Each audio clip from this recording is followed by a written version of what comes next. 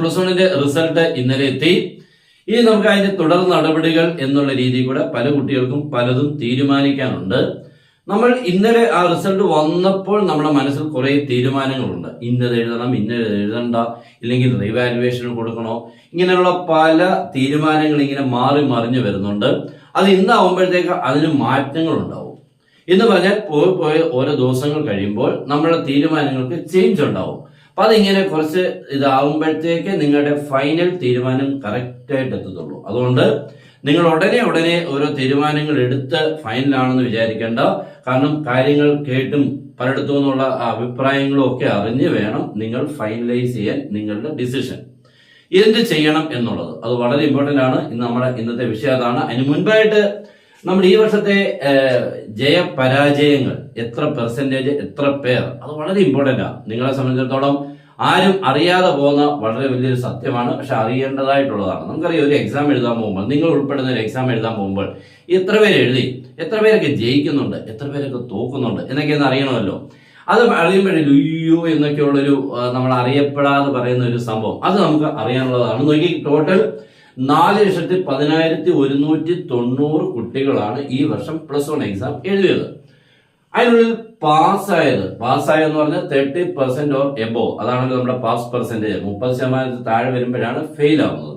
അപ്പൊ 30% or above ആയിട്ടുള്ളവർ 2,50,981 കുട്ടികളാണ് ജയിച്ചത്. നിങ്ങൾ നോക്കിക്കേ, പെർസെന്റേജ് നോക്കിക്കേ, 62. അപ്പൊ നിങ്ങൾ നോക്കിയാൽ 4,10,000 നിന്നും 2,50,000, ഏകദേശം ഒരു 1.5 ലക്ഷം കുട്ടികൾക്കടുത്ത് എന്തായി, ഫെയിലായി. നിങ്ങളൊന്ന് ആലോചിച്ച് നോക്കിക്കുക, 1.5 ലക്ഷം കുട്ടികൾ, 1.5 ലക്ഷം വീടുകൾ, അവിടുത്തെ കുട്ടികൾ ഏതെങ്കിലുമൊക്കെ ഓരോ സബ്ജക്റ്റിനൊക്കെ എന്തായിട്ടുണ്ട്, ഫെയിൽ ആയിട്ടുണ്ട്. അപ്പോൾ എല്ലാം കൂടെ പാസ്സായത് ആണ് ഈ കാണിച്ചിരിക്കുന്നത് 62. ഇത് കഴിഞ്ഞ വർഷം 60.67 ആയിരുന്നു കേട്ടോ. അപ്പോൾ ഇത്തിരി നേരിയ ഒരു ഡെവലപ്മെന്റ് ആണ് ഉണ്ടായതെങ്കിലും അതൊരു വലിയ ആശ്വാസം തരുന്ന സംഭവമൊന്നും അല്ല. അപ്പൊ നമ്മൾ പ്ലസ് ടുവിലോട്ട് എത്തുമ്പോൾ ഇത് ഏകദേശം ഇപ്പൊ 73 ആവുന്നുണ്ട് കേട്ടോ. എന്ന് പറഞ്ഞാൽ കുട്ടികളെ ഇത്തിരിയോടൊന്ന് മനോധൈര്യമൊക്കെ കണ്ടെത്തി പഠിച്ച് പാസ്സാവണം എന്നുള്ള രീതിയിൽ കൂടെ വരുമ്പോൾ നമുക്ക് ഏകദേശം അതൊരു 75ഓളം ഒക്കെ എത്തുന്നുണ്ട്. അപ്പോൾ നിങ്ങൾ വളരെ ശ്രദ്ധിക്കണം എന്നാണ് പറഞ്ഞത്. ഇത് വളരെ ഒരു ലോ റിസൾട്ട് ആണ് നമ്മുടെ കേരളത്തിനെ സംബന്ധിച്ചിടത്തോളം. അപ്പൊ എന്തായാലും ഇത് കൂട്ടി വരും എന്നുള്ളത് ഉറപ്പാണ്. അതിനെല്ലാവരും ഒന്ന് വർക്ക് ചെയ്യണം കേട്ടോ. ഓക്കെ, അപ്പോൾ ഏകദേശം ഇന്നത്തെ നമ്മുടെ സ്റ്റാറ്റിസ്റ്റിക്സ് എന്താണെന്ന് മനസ്സിലായി നമ്മുടെ ഈ റിസൾട്ടിന്റെ. ഇനി നമ്മൾ പ്ലസ് വൺ ഇംപ്രൂവ്മെന്റ് ഏതൊക്കെ സബ്ജക്റ്റുകൾ ആരൊക്കെ എഴുതണം എന്നുള്ളത് വളരെ ഇമ്പോർട്ടന്റ് ആയിട്ടുള്ള ഒരു കാര്യമാണ്. നമ്മുടെ ഈ വർഷത്തെ പ്ലസ് വൺ ഇംപ്രൂവ്മെന്റ് എക്സാം വരാൻ പോകുന്നത് ഒക്ടോബർ മാസമാണ്. അത് വളരെ ഇമ്പോർട്ടന്റ് ആണ്. ഒക്ടോബർ മാസമാണ് ഈ വർഷത്തെ നമ്മുടെ പ്ലസ് വൺ ഇംപ്രൂവ്മെന്റിന്റെ എക്സാം വരുന്നത്. അപ്പൊ കുട്ടികൾക്കെല്ലാം വിചാരിക്കും, ഇപ്പോഴേ പഠിക്കണോ, ഇപ്പോഴേ പഠിച്ചു തുടങ്ങണോ, അതോ പിന്നെ പഠിച്ചാൽ മതിയോ, ഇനിയും എഴുതാതിരുന്നാൽ എന്താണ്, ഇങ്ങനെയുള്ള പല ചിന്തകളുണ്ട്. എല്ലാം ഞാൻ പറയുന്നത് ശരിയാണ്. നമുക്ക് ഇങ്ങനെ ചിന്തിക്കുമ്പോൾ നമ്മുടെ മനസ്സിൽ ഏതാണ് ശരി എന്നുള്ളത് കണ്ടെത്താൻ ഇത്തിരി ബുദ്ധിമുട്ടുള്ള. അപ്പൊ അതിനുള്ള സൊല്യൂഷൻസുകളാണ് പറയാൻ പോകുന്നത്.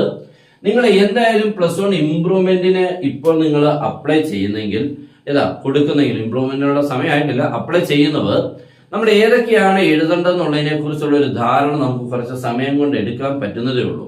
ഇപ്പോൾ റീവാലുവേഷനും കാര്യങ്ങളും ഒക്കെ കൊടുക്കേണ്ട സമയമാണ്. ഈ റീവാലുവേഷന്റെ റിസൾട്ട് ഇതിന് മുൻപേ വരുമോ എന്നുള്ളത് ഒരു പ്രശ്നമുണ്ട് കേട്ടോ. പ്ലസ് വൺ ഇംപ്രൂവ്മെന്റിന്റെ എക്സാമിന് മുമ്പ് അല്ലെങ്കിൽ അതിന്റെ ആപ്ലിക്കേഷന് മുമ്പ് പ്ലസ് വൺ റീവാലുവേഷന്റെ റിസൾട്ട് വന്നെങ്കിലല്ലയോ റീവാലുവേഷൻ കൊടുത്തിട്ട് മാർക്ക് ഇല്ല, അങ്ങനെയാണെങ്കിൽ പിന്നെ ഇംപ്രൂവ്മെന്റ് പോകാം. അത് മിക്കവാറും നമുക്ക് സാധ്യമാകാനുള്ള സാധ്യത ഉണ്ടെന്നാണ് തോന്നുന്നത്. എന്ന് പറഞ്ഞാൽ പ്ലസ് വൺ ഇംപ്രൂവ്മെന്റിന്റെ എക്സാമിന് മുമ്പ് തന്നെ പ്ലസ് വൺ റീവാലുവേഷൻ റിസൾട്ട് വരാനുള്ള സാധ്യതയുണ്ട്. കാരണം സമയമൊക്കെ ഉണ്ടല്ലോ. അപ്പൊ നിങ്ങൾ അത് ഉടനെ തന്നെ നമുക്ക് കൊടുക്കേണ്ടി വരും. റീവാലുവേഷൻ ഉള്ള ഫോമും കാര്യങ്ങളും ഒക്കെ കൊടുത്തു കഴിഞ്ഞാൽ നിങ്ങൾ അത് കഴിഞ്ഞ് തീരുമാനം എടുക്കണം. മാർക്ക് കുറയുക, വെച്ചാൽ പഴയ മാർക്ക് തന്നെ ഉള്ളൂ എങ്കിൽ ഉറപ്പായിട്ടും ഇംപ്രൂവ്മെന്റ് നിങ്ങൾ എഴുതണം. ഇനി എഴുതുന്നതിനെ കുറിച്ചുള്ള ധാരണകൾ നമുക്ക് പ്ലസ് ടുവിനെ ഒരു രീതിയിലും ബാധിക്കാൻ പാടില്ല. പ്ലസ് ടുവിന് ഒരു രീതിയിലും നിങ്ങൾ ബാധിക്കരുത്. മീൻസ് അത് പ്ലസ് ടു എന്ന് പറഞ്ഞാൽ വളരെ ഇമ്പോർട്ടന്റ് ആണ് കേട്ടോ. അത് നമ്മളിപ്പോ ഇനിയിപ്പോ പ്ലസ് വൺ ഇംപ്രൂവ്മെന്റ് തലയ്ക്കും പിടിച്ചുകൊണ്ട് പ്ലസ് ടുവിനെ സൈഡിലോട്ട് എഴുതി കഴിഞ്ഞാൽ അവൻ തിരിച്ചൊന്നും വരത്തില്ല. അതുകൊണ്ട് അവനെ നമ്മൾ മെയിൻ റോഡിൽ കൂടെ തന്നെ, MC റോഡ് അല്ലെങ്കിൽ നാഷ് ഹൈവേ കൂടെ തന്നെ കൊണ്ടുപോകണം. സൈഡിൽ നമ്മൾ ഇങ്ങനെ പ്ലസ് വൺ ഇംപ്രൂവ്മെന്റ് പതുക്കെ തലോടി കൊണ്ടുപോകണം. എന്ന് പറഞ്ഞാൽ നിങ്ങളൊരു വളരെ കറക്റ്റ് ആയിട്ടുള്ള ഒരു ടൈം ടേബിൾ നിങ്ങൾ ഷെഡ്യൂൾ ചെയ്യണം. ടൈം ടേബിൾ ഷെഡ്യൂൾ ചെയ്യുമെന്ന് പറഞ്ഞു കഴിഞ്ഞാൽ നിങ്ങൾ എങ്ങനെയാണ് +1 ഇംപ്രൂവ്മെന്റിന് എത്ര സബ്ജക്ട്സ് ഉണ്ട് എഴുതണം എന്നുള്ളതിനെ കുറിച്ചുള്ള ഒരു തീരുമാനം എടുക്കണം. ഇപ്പൊ നമുക്ക് 60 ആണ് സബ്ജക്ട്സുകളെല്ലാം വരുന്നത്. പിന്നെ ലാംഗ്വേജസുകൾ 80. ലാംഗ്വേജസ് മിക്കവാറും വരുന്നത് ഇംഗ്ലീഷ് മാത്രമായിരിക്കും. അത് നിങ്ങൾക്ക് വലിയ മാർക്ക്, ഒത്തിരി മാർക്ക്. ഇപ്പൊ ഫെയിൽ ആയവരെല്ലാം നമ്മൾ ഉറപ്പായിട്ടും ഇംഗ്ലീഷിന് നിങ്ങൾ ഫെയിൽ ആയവരെല്ലാം എഴുതണം, ഇംപ്രൂവ്മെന്റ് എഴുതണം. ഇനി ഒരു 80 അല്ലെങ്കിൽ 100 ടോട്ടൽ 100, 80 നമ്മുടെ റിട്ടേൺ എക്സാം. 100 നമുക്കൊരു ജയിച്ച ഒരാള് ഒരു 60 മേളിലൊക്കെ ആണെങ്കിൽ ആ നല്ല മാർക്ക്, ഇതിന് സബ്ജക്ട്സിനൊക്കെ നല്ല മാർക്കുണ്ട്, പക്ഷെ ഇംഗ്ലീഷിന് 100 60 ഉള്ളൂ. അങ്ങനെയുള്ളവർക്കും ഇംഗ്ലീഷ് എന്ത് ചെയ്യണം? ഇംപ്രൂവ് ചെയ്യണം. പക്ഷെ സബ്ജക്ട്സുകൾ കുറെ ഉണ്ട് എഴുതാൻ. സബ്ജക്ട്സുകൾ കുറെ ഇംപ്രൂവ് ചെയ്യാനുണ്ടെങ്കിൽ നമ്മുടെ ഇംഗ്ലീഷ് ഒരുവിധം പാസ് ആയിട്ടുണ്ടെങ്കിൽ വിട്ടേക്കണം. അങ്ങനെ വിട്ടേക്കണം. നിങ്ങൾ ഇനി അതിന്റെ പുറകെ പോലെ ഇവനെ നമ്മളൊരു ബെഡനായിട്ട് എടുക്കണ്ട, മീൻസ് ഇതിനെ വലിയൊരു കാര്യമായിട്ട് എടുക്കണ്ട.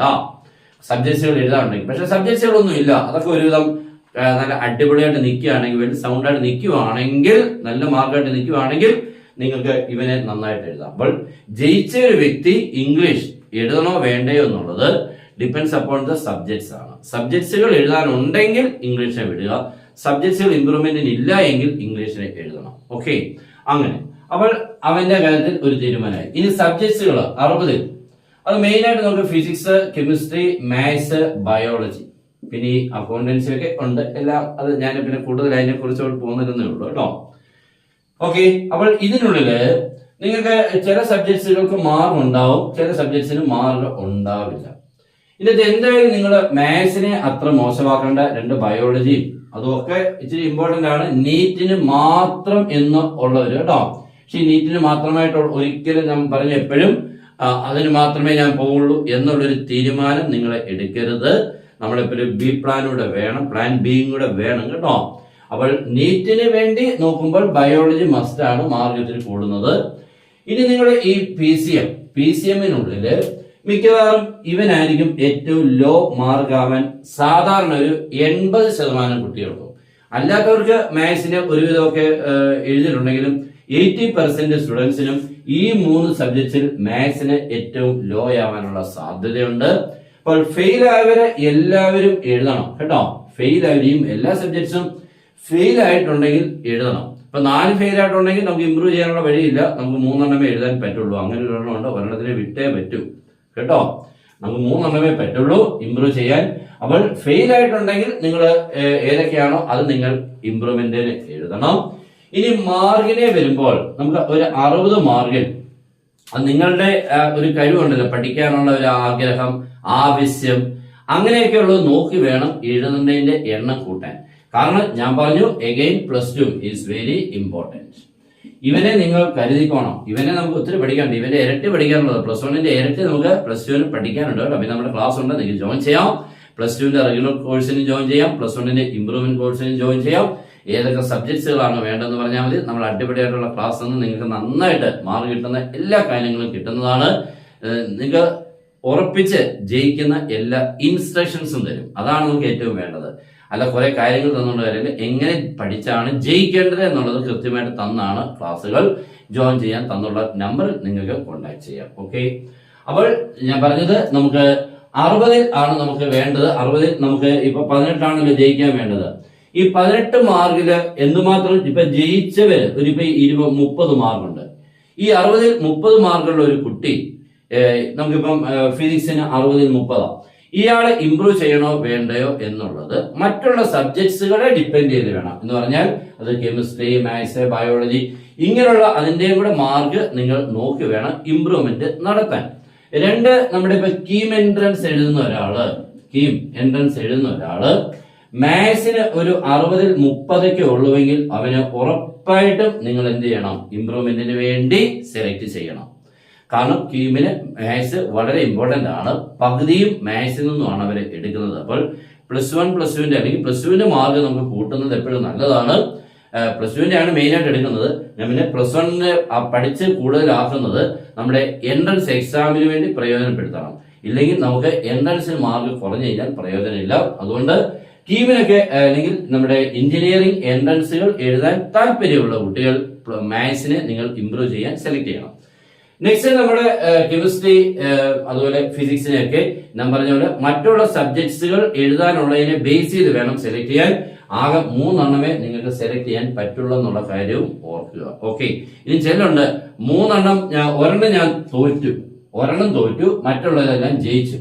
അവൾ തോറ്റതിനെ ജയിക്കാൻ വേണ്ടി എഴുതുകയും മറ്റുള്ളത് ഇംപ്രൂവ്മെന്റ് അത് നടക്കില്ല കേട്ടോ. 3 പേരില്ലേ 4 പേരില്ലയോ ഒരാളെ നമ്മൾ തോറ്റു, ഏതാ ഫിസിക്സ് കെമിസ്ട്രി മാത്സ് ബയോളജി ഒരാളെ തോറ്റു, മറ്റുള്ളത് 3 ജയിച്ചു എന്ന് വിചാരിക്കുക. അപ്പൊ നമ്മൾ എന്താ തോറ്റതിനെ ജയിക്കാൻ വേണ്ടി മറ്റുള്ള 3 ഇംപ്രൂവ്മെന്റ് അതൊരിക്കലും നടക്കില്ല. ഇതെല്ലാം കൂടി ചേർത്ത് 3 എണ്ണമേ പറ്റുള്ളൂ എന്നുള്ള കാര്യവും മറക്കേണ്ട. ചിലർക്ക് അങ്ങനെ ഒരു സംശയമുണ്ട് കേട്ടോ. അപ്പൊ അതുകൊണ്ട് നിങ്ങൾ 3 എണ്ണം സെലക്ട് ചെയ്യുക. അത് ഞാൻ പറഞ്ഞു ടൈം എടുത്ത് സെലക്ട് ചെയ്യുക. വലിയ സമയം എന്ന് പറഞ്ഞാൽ ഉടനെ നിങ്ങൾ അതിനെ സെലക്ട് ചെയ്യണം നിർബന്ധമില്ല. ഇത്തിരി ഒന്ന് ആലോചിച്ച് ഫൈനൽ കിട്ടുന്ന ഒരു ഔട്ട്പുട്ട് ഉണ്ട്, അവനിലായിരിക്കണം കോൺസെൻട്രേറ്റ് ചെയ്ത് മുന്നോട്ട് പോകാൻ. ഞാൻ പറഞ്ഞു അതിനുള്ള സമയം എങ്ങനെയാണ് പഠിക്കേണ്ടത്, എപ്പോഴാണ് പഠിക്കേണ്ടതൊക്കെ നമ്മുടെ ക്ലാസ് ജോയിൻ ചെയ്ത് നിങ്ങൾക്ക് പറഞ്ഞു തരും. രണ്ടാമത് ഞാൻ പറഞ്ഞു നിങ്ങളും അതേപോലെ ഒരു ടൈം ടേബിൾ നിങ്ങൾ ക്രിയേറ്റ് ചെയ്യണം കേട്ടോ. ടൈം ടേബിൾ വളരെ ഇമ്പോർട്ടന്റ് ആയിട്ടുള്ള സമയമാണ്. കാരണം +2 ഇതിനോടൊപ്പം നിങ്ങൾക്കുണ്ട്. ഇനി അത് കഴിഞ്ഞിട്ട് +2 അങ്ങോട്ട് പഠിച്ചങ്ങോട്ട് കുറച്ച് വരുമ്പോഴുണ്ടല്ലോ ഒത്തിരി നിങ്ങൾക്ക് വർക്ക് വരുന്നുണ്ട്, പ്രത്യേകിച്ച് പ്രാക്ടിക്കൽ.